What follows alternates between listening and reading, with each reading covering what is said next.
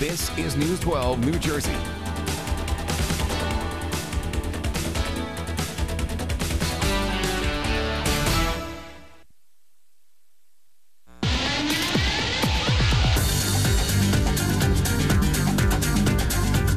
Welcome back. And now here's a question for all the parents out there. Have you started to save for college?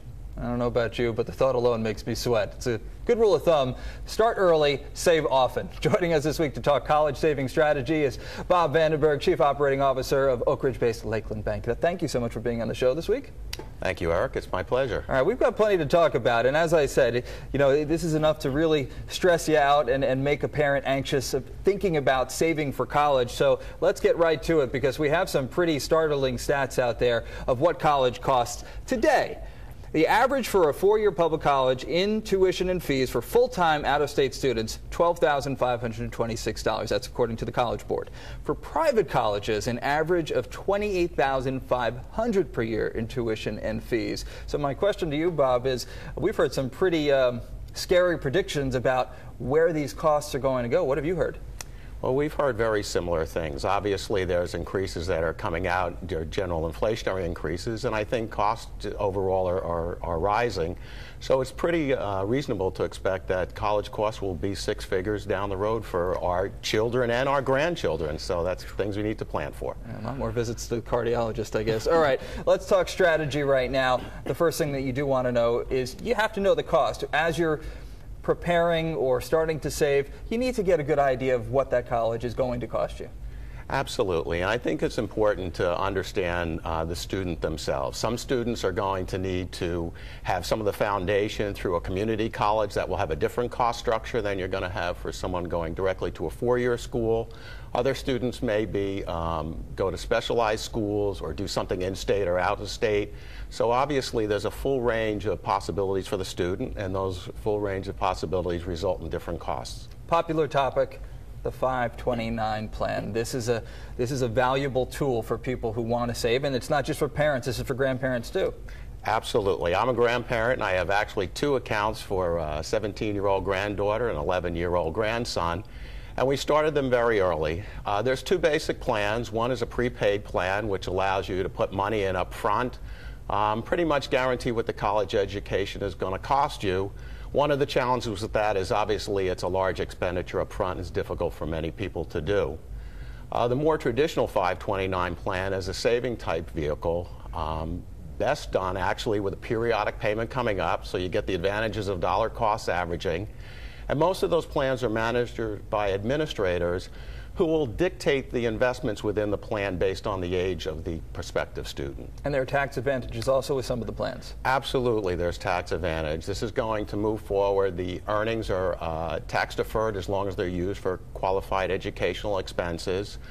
They'll include tuition, books, room and board, and in some cases other types of ancillary costs. And there are so many 529 plans out there right now.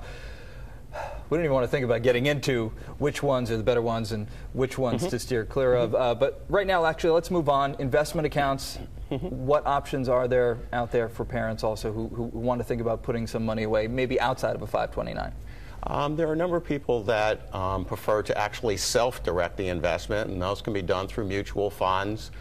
In cases like that, they require a little bit more active management by the parent or the grandparent, whoever is controlling the account, keeping an eye on the age of the student and when the needs are going to be.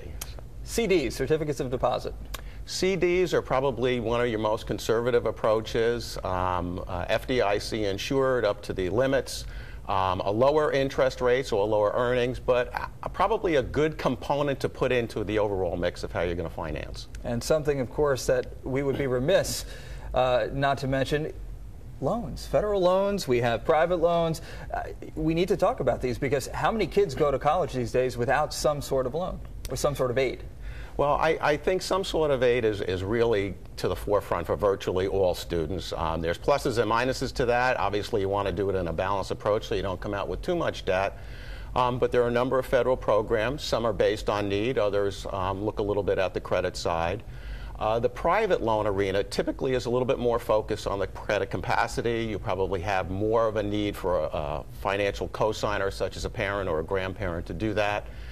So there's a lot of different options, but one benefit of the private over the federal is the federal has certain limitations based on the grade of the student. Freshman receives less than a senior. There's a little bit more flexibility in the private plan. So we like to tell people, take a mix of all of the components, look at them, see what best fits the needs of your student. All right, home equity line of credit. Now this is something that was much more plentiful a few years back, harder to come by these days. Absolutely. We're seeing a number of people do still have some equity in their home.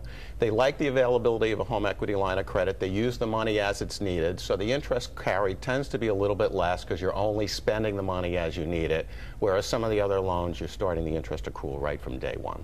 And of course, lastly, scholarships. Scholarships are a great thing. I would encourage every student, every parent of a student to go onto the website, look for a number of scholarships.